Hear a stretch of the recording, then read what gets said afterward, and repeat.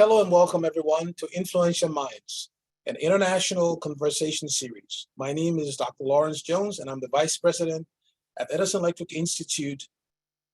As your host today, Influential Minds is our virtual conversation series which aims to discuss ideas that move the needle towards a more sustainable future with thought leaders from across the globe.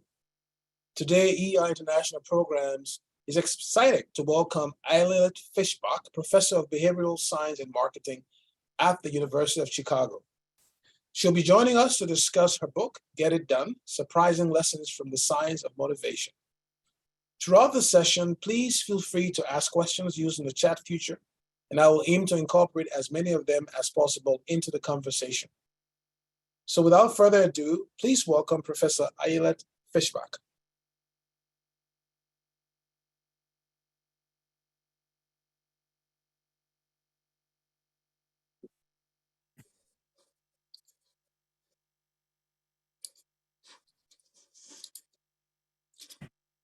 Hello, the host need to allow me to start my video. There you go. Okay, thank you. Hi, Ayelet. Thanks. Hi. How you doing? I am good. Good. Good Great. to be here. Good. Well, listen, first of all, let me start by congratulating you for Get It Done. I've really enjoyed reading the book, and we're going to get into the book and really have an in-depth conversation on a topic that I think is very important for the world today, and that is how do we set goals and how do we act upon those goals that we set. But to begin with, maybe just tell us a little bit about why you wrote the book.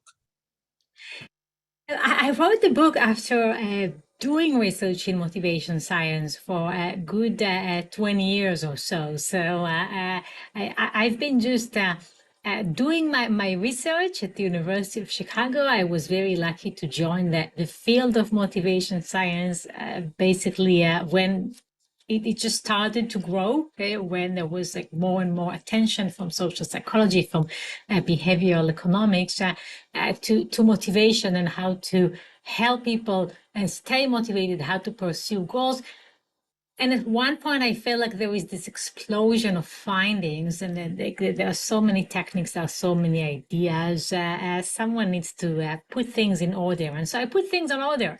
But I was very lucky, I believe, to discover that as I was just ordering things, they fell nicely into a framework. A framework emerged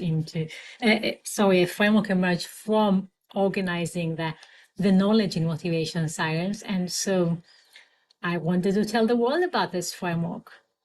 Well, you certainly have done an excellent job in telling the world about the book. You've gotten a lot of good, praises for the book from Adam Grant and from many others who have really talked about the book. But what have been your surprise? What has surprised you the most about the book since it got out? Since it got out, well, I was surprised by the attention. I was surprised that so many people were interested in how to get things done for themselves, for the people around them. I had no idea how many wonderful conversations are going to happen because I wrote this book. And connecting to you, Lawrence, that's something that happened not because I wrote dozens of empirical papers on motivation. It's because I wrote the book. So that's great. That's wonderful. Well, what I like about the book, and we'll get into it as well, are the different stories.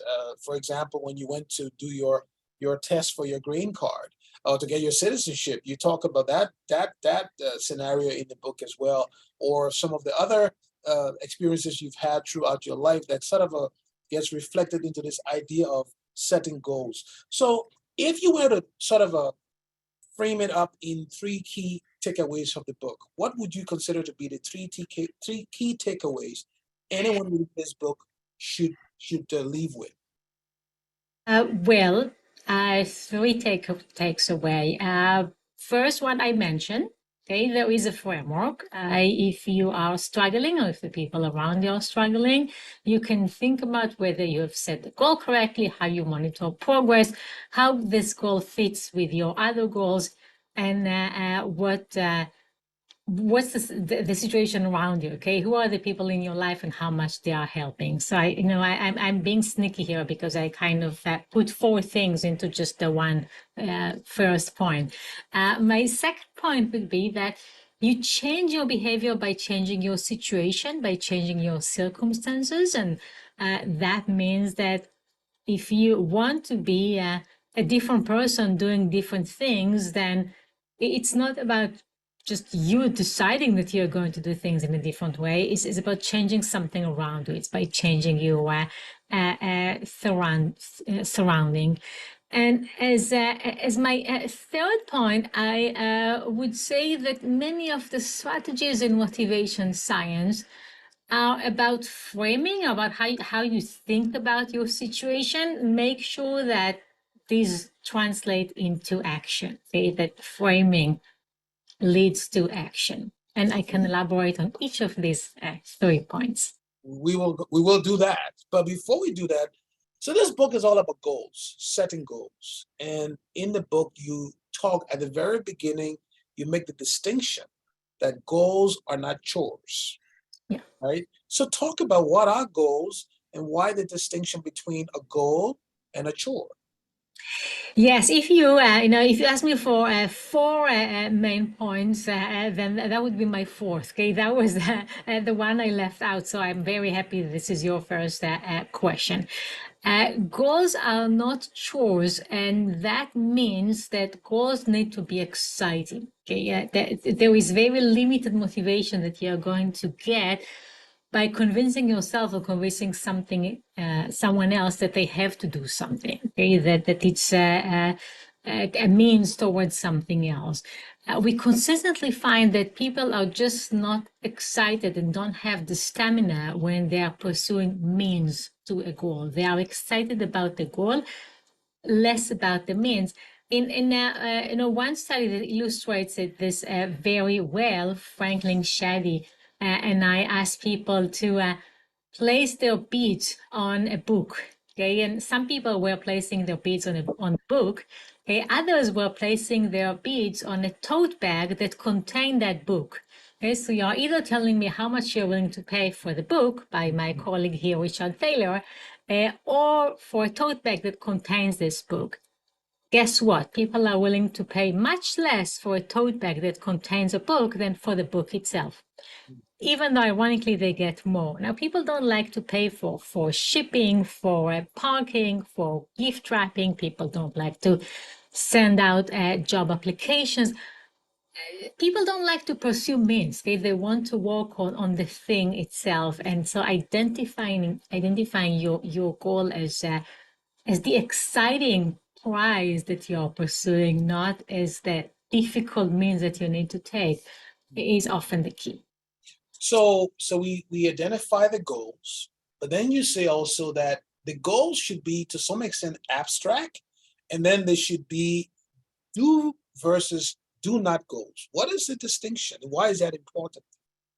So you mentioned two things. Okay, the first one is about the goal being sufficiently abstract, and this very much relates to whether we are focusing on the means or on the chores versus the reason that we do something. As you know, as people, we want to be inspired. Okay, we want to work on something that is like big, that is not, I mentioned applying for a job is not about sending job applications, it's about having a job. Okay, it's not about signing up for a gym membership, it's about being a healthy person. And so we want to ask some why questions so we get to the right level of abstractness. Okay, ask why do you need to exercise? Maybe it's because you want to meet your immediate goal of like exercising 3 times this week. Well, why do you need to exercise 3 times this week? Well, because you want to be a healthier person. Okay, you have something bigger than the exercise that's coming up. this morning. Then, don't get too abstract. At one point, people say, well, why do I do this? Because I want to be happy. And then I say, well, we all want to be happy, but happy might not quite connect you to the means, okay, to the activity. So go abstract, ask many why questions, but then also ask how, and go back down and see that the why and the how are connected. Now, your second point was about do and do not goals, or approach and avoidance goals. And we find that approach goals are generally, for most people under most circumstances, better. What I mean by that is that approach goals tend to elicit more stamina. People tend to adhere to them more. There are a few problems with avoidance goals, with do not goals. Okay, do not I don't know, eat red meat. Okay, do not think about some conflict. Okay, do not think about your ex. The problem with this kind of goals is that they tend to bring to mind the thing that you're trying to avoid. Okay, so you think about the food that you should not eat. You think about your ex. Okay, we also tend to rebel. So when we hear we should not do something, it's often exactly the thing that we want to do. And while these avoidance goals can appear urgent, and for some people, avoiders, they can work, for most of us, they are not as good as the approach goals. So in the book, you talk about the example when you're dealing with kids, right? So you're dealing with kids, and when you tell them, don't do this, that's exactly what they do. So for those listening, the idea is to reframe your goal in perhaps a much more, I guess, positive context as opposed to negative. So if you were to maybe apply this concept to, those who want to set New Year's resolution, right? Because we're coming to the end of the year, right? So what would be a recommendation to those trying to set New Year's resolution? Should it be, I will not eat X, or I would like to accomplish this? How should people design the New Year's resolution based on your framework here? Yeah, so you already gave some advice that I would totally agree with. Think about approach goals. Think about things that you want to achieve, not things that you want to avoid in the new year.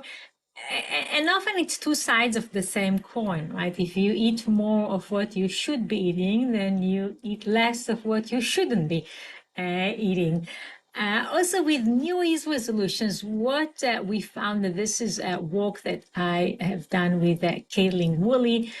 What we found predicts adherence to New Year's resolution is basically how much they are intrinsically motivating. What I mean by that is that how much doing it is rewarding in itself. It feels like an end in itself.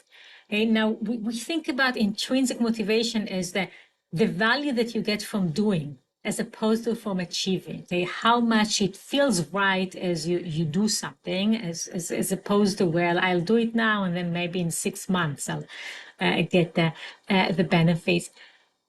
This sense that something feels good, feels like achieving the goal as you are doing it, that predicts adherence to New Year's resolutions, both in the US and in China, which are the two places that we tested, and we tested it throughout the year up until November.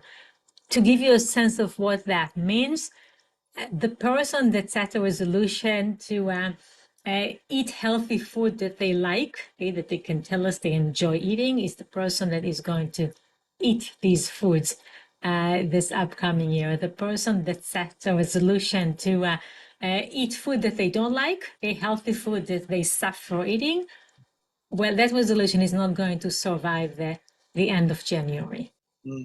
Interesting.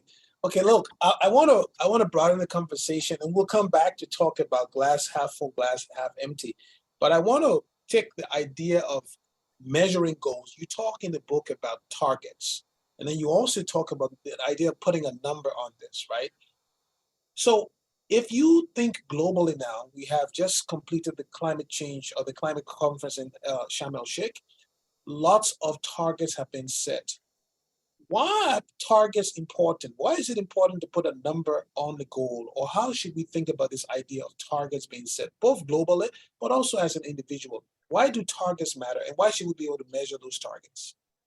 Yeah, that's a good question. So let me first explain that what I mean by target is what people sometimes mean when they say the word goal. Okay, it's the number. Okay, it's the how much and how soon. Okay, it's what exactly we are trying to achieve here. And targets increase motivation. Basically, if we put the how much and how soon numbers on something, then we see anything that's below the target as a loss. Okay, so we set certain targets for the climate change goals, and then if we are below these targets, then we feel like we have failed, and we might be motivated to work harder.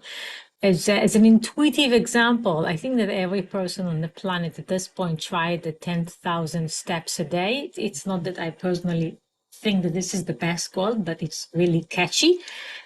If this is your goal and you're 100 steps below that goal, then you're going to walk around your bedroom at night to get to the 10,000 steps. Okay, we don't want to be just short of the goal. For climate change, that means that if we are just below the goal, that's going to be a motivating target for us to reach. However, the problem is that if our targets are very ambitious and there is really no way we can get to these numbers, then people give up. And in particular, when we look at environmental goals, like the worry is that for many people in many countries, the targets are so ambitious that they don't feel that there is anything that they can do. So when you set the targets, you then move to then incentivizing the actions to make you achieve the goal. So talk about incentives. I love to learn from you how I should put incentives on me to get some of my goals accomplished. So why do incentives matter, and how can they also be have the negative impact? Yeah, so incentives are really interesting. There is a lot of work from behavioral economics with monetary incentives, from psychology, beginning with animals research on incentives. And incentives are interesting because they often backfire. Right? They often lead people to engage in behaviors that you did not anticipate.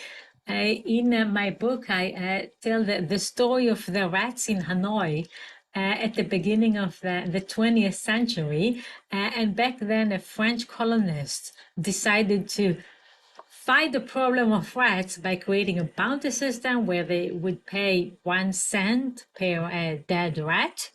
That seemed like a very clever incentive system. The problem, of course, was that once you pay people for dead rats, well, they first need to have live rats that they can kill and then get the money. And the result was that the residents of Hanoi were breeding rats, and there were more rats, not fewer. In our everyday life, we see that people often fall into the trap of finding a shortcut, pursuing the activity in the wrong way, cutting corners, taking unethical actions as a way to win the incentives. So for incentives to work, they really need to be tied to the right action. Okay, so we need to make sure that there is no another way to get the incentive. Okay, you have to do what you want yourself or another person to do. Ideally, the incentive should be somewhat uncertain. So sometimes you get it, sometimes you don't. If you always get the prize, then people stop caring. Okay, there is not much impact on motivation. We know the bonuses increase motivation more than fixed salary, because when you get your salary the same way as you got it last month, you don't feel in particular excited. It doesn't act like an incentive. It's not that we don't want to pay salaries, we do. but not as an incentive system. We also want to make sure that our incentives don't create an over justification. Okay, and you mentioned kids before. When we pay kids for doing things that they might do otherwise, we often see that this effect of over justification. That I wonder why did you pay me to do this? Why did you pay me to, I don't know, like draw a picture if that's something that I like to do anyways? And then you see the decline in motivation. In a study that we ran, we found that when we tell children, and these were really young children, like 3 to 5 year old, when we told them that food can make them strong, can help them count and read, they did not want to eat that food. They kind of concluded that, well, I eat food because it's tasty, and if a grown-up says that I need to eat it in order to learn how to count, I don't want to do that anymore. Interesting. Well, look, let's move then, Ayelet. And before we do that, let me just tell the audience, if you have any questions, please type it in the chat box, and we'll definitely try to get to as many as possible. So let's move now. So we've talked about the goals, we've distinguished between goals and chores, and we've talked about the importance of targets and incentives. So the motivation that you need to be able to keep moving forward, you talk about it being intrinsic as opposed to just being, I guess, extrinsic, if you may. So talk about the intrinsic nature of motivating an individual to do something. How do we think about it in terms of designing public policy to motivate a certain behavior in society? What should we think about in terms of understanding the importance of intrinsic motivation? So yes, that's a very good question. People are very likely to follow through when they are intrinsically motivated, when they get some benefits from doing when doing the action feels right. That means that when we try to influence other people's behavior, we often need to think about how to make that pleasant as you do it. Okay, so less about emphasizing long-term benefits and more about making this more fun for people. We can think about education as a good example. Okay? Really much attention should be given into how do we make the classroom experience fun. Okay, fun in the sense that the person who is learning wants to be there. Okay, that it's a pleasant environment, that they get to think independently. You know what? We did a study at one point where we played music during math class. Okay, and in a way, it's an external stimulus. Okay, and the teachers were actually worried it might interfere with performance, but when there is music in the class, kids like it. I personally cannot walk when there is music playing, but the kids liked it. They were more intrinsically motivated. When we try to motivate exercising, how do we make it pleasant and easy and fun? And think about designing your bike trails such that they are beautiful, that they are interesting, that something is going on there. Think less about how to convince people that it's good for them in the long run and just making it very pleasant as you do that. And I can go on with like examples forever, but basically all I'm doing is like bringing the immediacy and the pleasantness to the activity. So how does one balance that? I like the idea of the immediacy, the pleasantness, but then the urgency. So right now, if you take some of the global challenges we're facing, come back to climate change, for example, you hear people say that there is an urgent need to act now. So if it's urgent and I need to act now, how do I make it pleasant, right? How do I balance the urgency with making the goal at least to be seen intrinsically motivating for each individual or even for a company? How does one do that in terms of framing this conversation around immediacy, urgency, and pleasantness? Yeah, urgency is a motivator. If we want to think about environmental action, what are the problems with environmental actions? Well, there are a few, okay, and one of them is that our environmental goals are often avoidance goals, okay? It's often about what we should not do, or at least it is presented to us as what you should not do. And as we discussed before, this is not as motivating as doing something. Okay, it's also easier to measure progress on what you're doing as opposed to what you are not doing. And so we have a problem as how to identify the people environmental goals in a way that they feel that they can do something about it, that it's not about giving up on the good life. Okay, it's about doing new things in new ways that are good and interesting and exciting. The other big problem in terms of motivation with environmental action is that they require working in large groups, and no, we can discuss that, but we see motivation starting to decline when the group has more than 4 members in it, and now we're talking about global actions. Mhm. That's a problem. So that was what intrigued me about the book. How do we scale up individual motivation to achieve collective goals, right? So you said the group is more than 4 or 5, then you see the motivation start to decline. But based on your research and based on your thinking about this is your field, Elliot. If you had the opportunity to help us, how do we come up with ways to sort of scale up individual motivation to achieve global goals? Yes, and that first requires understanding that we need to think about global goals, and we need to think about them in a different way than how we motivate people to pursue their individual goals.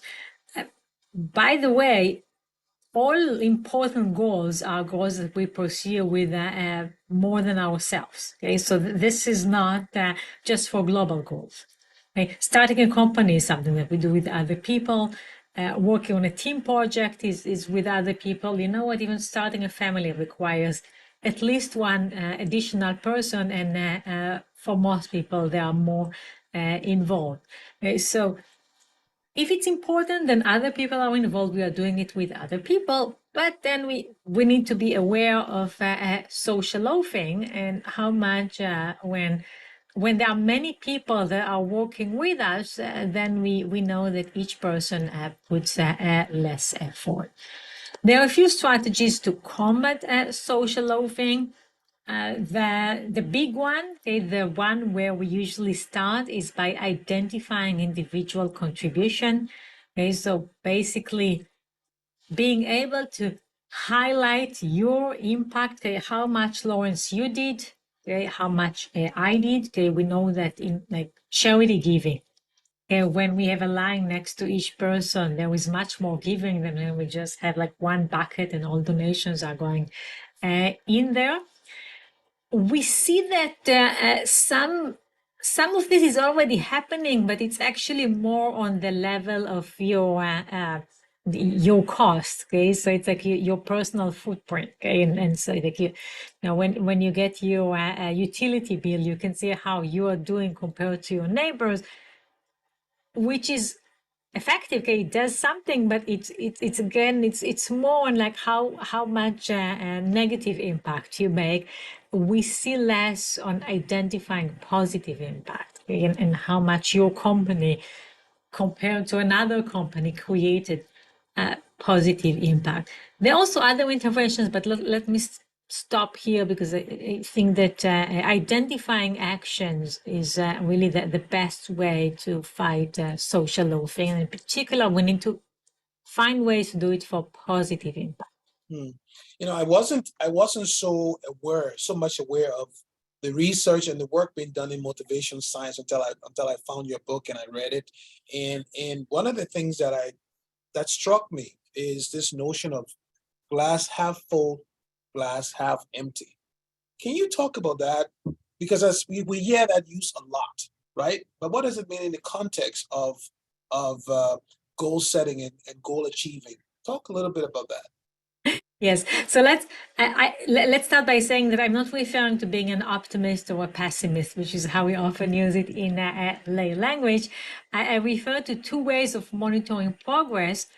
One is looking back at what you have achieved, and the other one is looking ahead and what you still need to do. Okay, so as an example, let's take a 4-year college degree. At any point, you can look back and see that you have completed a year or a semester, or look ahead and say, I still have 3 years to go, or I don't know how many semesters to go. The way we monitor progress for ourselves and for others matters. In particular, at the beginning, and when we feel that our confidence is low, when we feel that we might not be the expert, looking back is more motivating.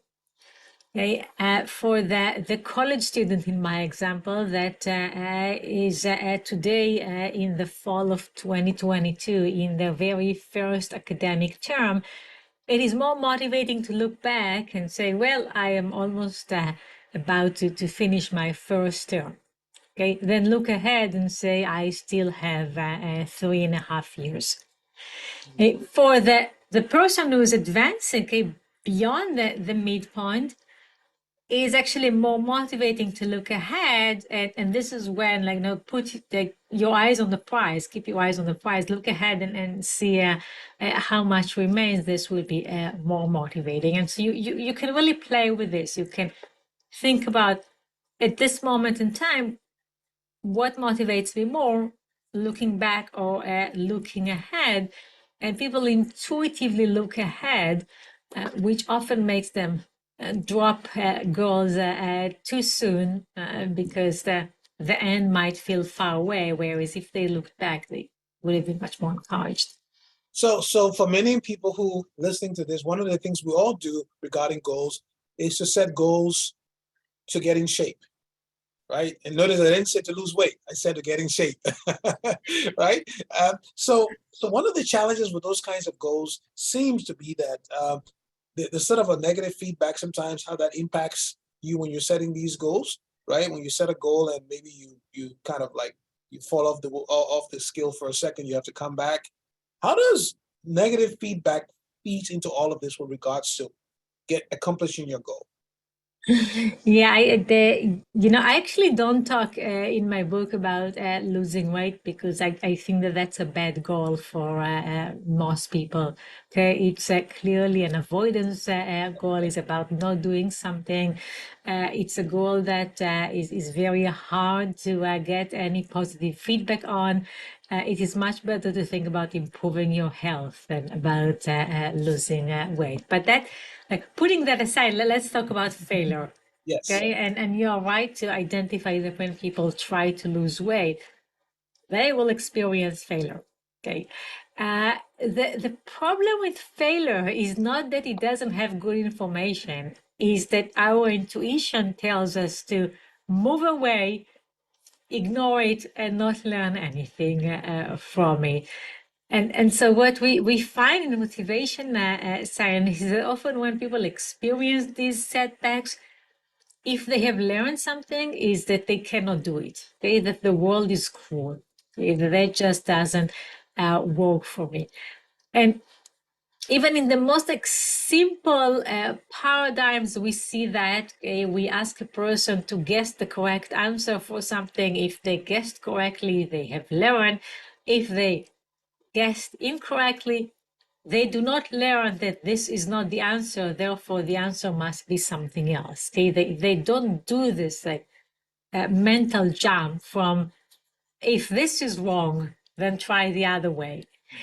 There are cognitive barriers to learning from failure. It requires inferring that if something doesn't work, I need to try something else. There are emotional barriers. Okay? It stings. Okay? We feel helpless. We give up. Okay, we don't want to think about an unpleasant experience, and so we see that, like, for really like important goals that people have, their financial goals, their employment goals, health goals, when people experience failure, they tend to not learn. They also tend to not share it with another person. So, and to give you an example of that, we ask teachers, okay, to tell us about a good experience and a bad experience, okay, a success experience and a failure experience at work, and then they had to choose what they're going to share with another person. The vast majority chose to share their successes. Okay, failures you keep for yourself. Okay, you don't tell the world, you don't engage with this, you don't learn. It's interesting, and so one of the things we have about 15 minutes left here, but I want to cover a few more things that I think will be relevant for this audience, and one has to do with juggling multiple goals. Right, you talk about it in the book, and given where we are as a world, we have multiple crises we're dealing with, and one of the ways we try to solve crises is we try to set goals, which means we have multiple goals we're trying to set. We have the climate goal, we have political goals, we have personal goals.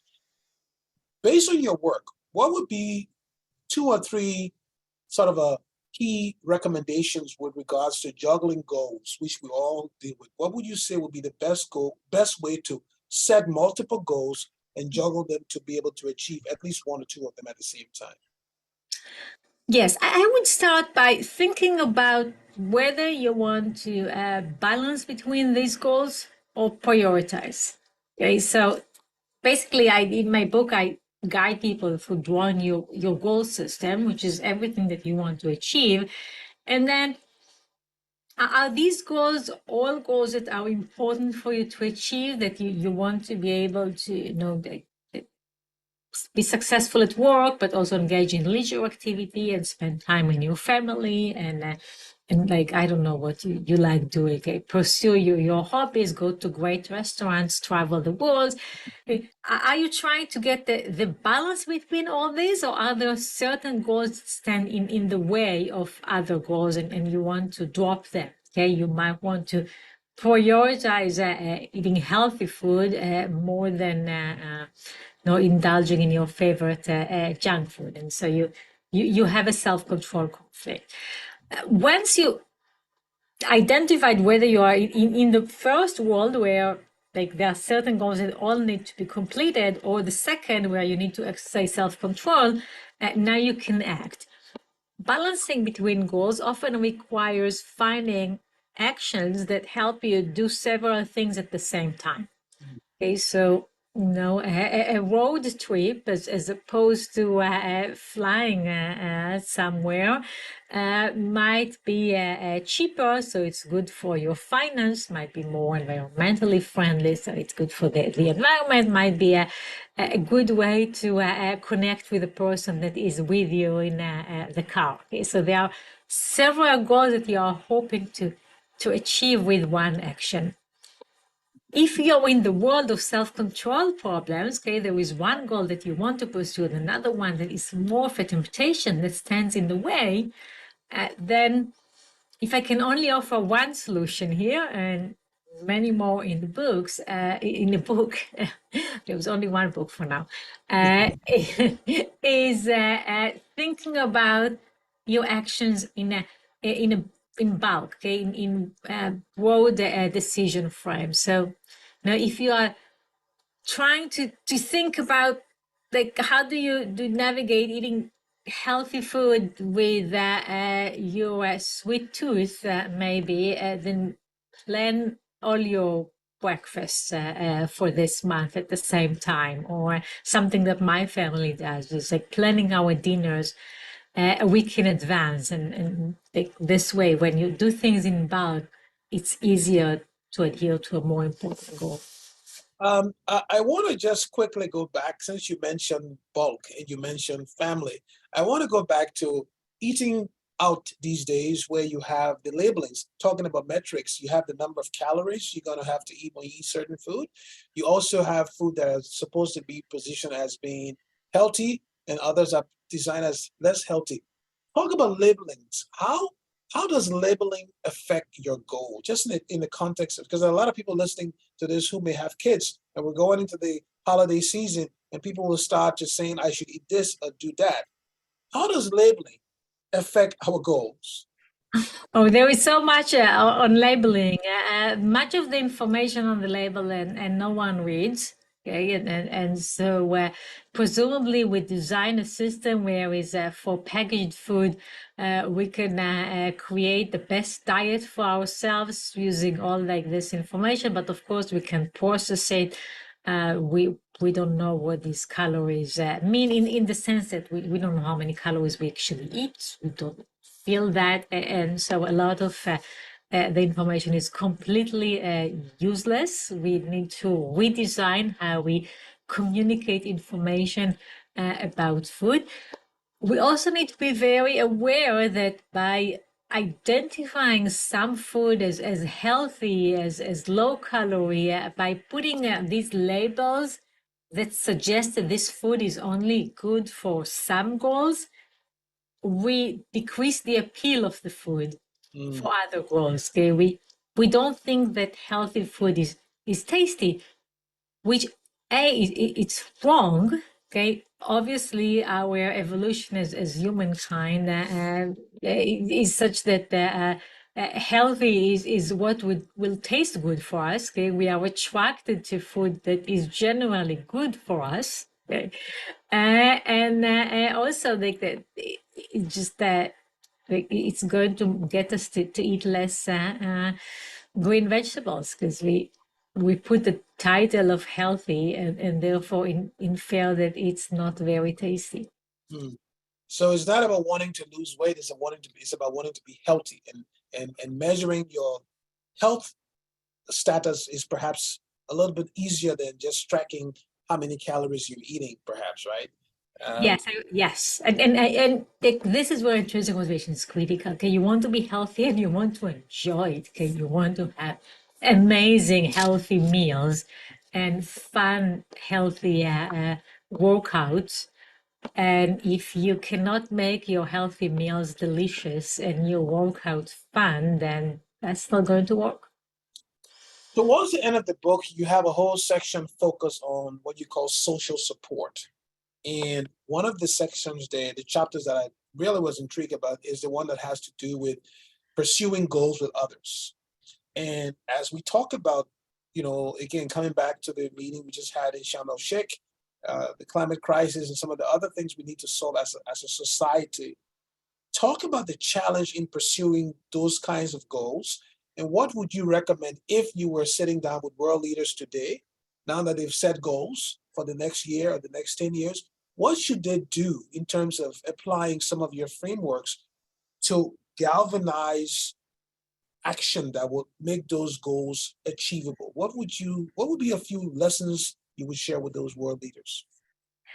Yeah, that's we should have at least an hour just on this. So I'm trying to think about some very general ideas that then need to be implemented. We need to think about what are the barriers, okay, and there are many, but what are the barriers that we can tackle? Okay, if people don't feel that they make impact on the goal, okay? That if people feel that their contributions are a drop in the ocean, then how can we measure the individual impact? How can we give people feedback on how much they are doing? Okay? How can people and companies, of course, how can we set realistic goals, that is challenging goals? Okay, so put numbers that are challenging, but not impossible, because it's impossible. If it is impossible, then people give up. How can we break the goal into sub goals and also like small group goals? Okay, if you think about how much your actions influence Earth, then you're not going to perceive any impact. Okay, so maybe you should think about how much your neighborhood is doing, how much your city, your country, okay, your state, as opposed to the very general goal where it's really hard to monitor progress. Changing norms, okay, we know that people respond to social norms. How we're going to communicate that leaders, that people that we admire, okay, often they're not leaders, just celebrities, but that they are behaving in ways that we want to mimic, that inspire us. I can keep going. I don't think that scaring people is a good idea, right? Even though it's awfully scary. I also think that once we start to think about problems as global, unfortunately, that decreases the individual's motivation. So individuals are not working on anything that's global. Interesting. So when we're putting together this this series of speakers, we sort of brought together, not even thinking about what you just said, the idea of we've had someone, professor from Norway, who talked about you matter more than you think. And we had another gentleman, Ari, who talked about how to be the sort of a good ancestor. And so when you just talk about pursuing goals with others and how to make the individual matter, I would love at some point to have the three of you sit down for a conversation because I think you complement each other in terms of your perspective. One, making the individual matter, and the other one, helping the individuals to set a goal that they can collectively go after. Let me come back to a question that I got prior to this that has to do with the generational nature of your framework here, right? So basically the idea here is if I am a 75-year-old person who have retired, right, and I have to set goals, are my perspectives different than if I'm a 21-year-old who just entered college or who's about to graduate from college? How does age and demographics affect goal setting? In many ways, okay, let me highlight a couple. Okay, one is that with aging, there are fewer resources. There are often fewer resources in the sense that that you have less energy, that you have fewer years that you can fulfill your bucket list. You perceive more limitation, and that requires much more careful prioritization. That requires often trade-offs. Okay, what's important for me in my life? Okay, and you see that aging individuals are often guided to think about this in a more careful and a thoughtful way. Like let's say that it's very important for me to stay in my home. Okay, that might not quite fit my my abilities. Okay, but it's my home and I've been there for many years and I like it. Now I need to make the trade-off. Okay, that how much I prioritize safety. Okay, and that my ability to be fully supported versus staying in like this particular place. How much do I prioritize like distance to certain family members versus another goal? And so you see a lot of basically people adjusting their goal system. Okay, rethinking about how they prioritize things. We also see what we call people thinking about their line of defense. And what the literature means when we call about line of defense is like where you're going to stop and what matters for you the most. Okay, what are you going to protect? Okay, and again, it might be like distance to geographical distance to certain people. It might be being in a certain environment. It might be being able to travel. Whatever is important for you. And another thing that is really interesting when you look at aging population is that they move more to maintenance goals, and this like relates to this idea of line of defense, that it's not really about training to a marathon. It's about being able to continue the daily walk that I've been taking. Okay, is being able to do things in a way that I have been doing them. we all of us have maintenance goals. Okay, maybe my goal is to read books, and I don't want to read more books. I want to continue reading in the same pace that I've been reading. Okay, I want to continue seeing people in the same pace that I've been doing that. And with aging, we see that many goals are more of this kind of just continue the level of engagement, continue your current line of defense, other than becoming a different person. Do you see then, and we have about 4 minutes left here, but I want to ask this question regarding aging and the demographics.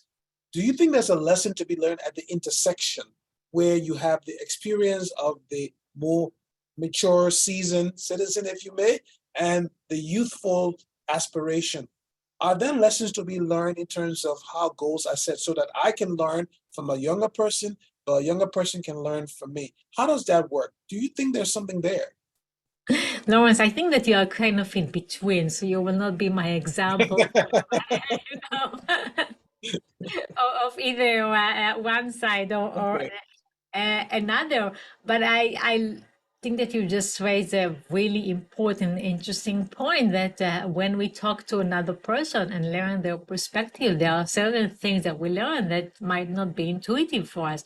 For the young person, talking about monitoring progress in terms of glass half empty and half full, a young person might look ahead at the glass half empty and then like always like run toward it. They're trying to make progress, and an older person might teach them to look back and reflect. And a young person might be more of what we refer to as a locomotor, just like moving. Okay, an older person might be more of what we refer to as assessor, which is thinking and evaluating what is worthwhile. Okay, how you should invest your time. Well, before I ask my last question, just one thought, and tell me if I'm crazy. Maybe based on what you've just said, Ayelet, everyone should have a bucket list for their life, not until you get old. You should always have a bucket list that you constantly review. Do you think that's a good idea? So many people have a bucket list.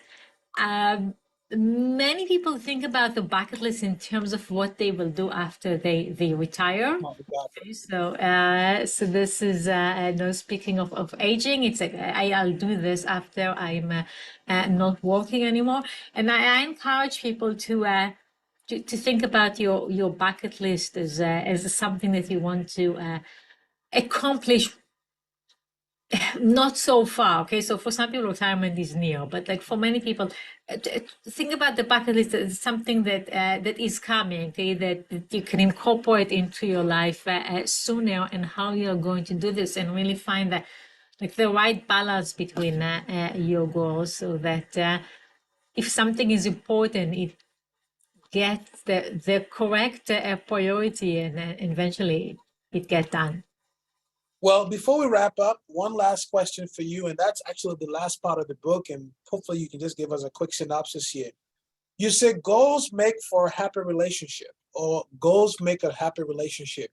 Talk about that so as we leave here in this call, people can go out there and start looking at their goals and seeing how that can make their lives happier. Why do goals make a happy relationship? Yeah, it turns out that we connect to people who support our goals, and we move away from people who are no longer supportive of our goals. And in that sense, goals make happy relationship in the sense that your relationship satisfaction of any relationship, so it could be a relationship in the family, romantic relationship, relationships with friends, your satisfaction is a function of how much you feel that this other people support your goals, okay? That they know what you are trying to achieve, and they can be instrumental, they can be good listeners, okay? They can give advice, and so on. Now, you want to be in a relationship with people that understand you and therefore can support your motivation. They want to be in a relationship with you to the extent that you are supportive of their goals, which means that for any relationship that is successful, we have two people that are supportive of each other's goals. Shared goals.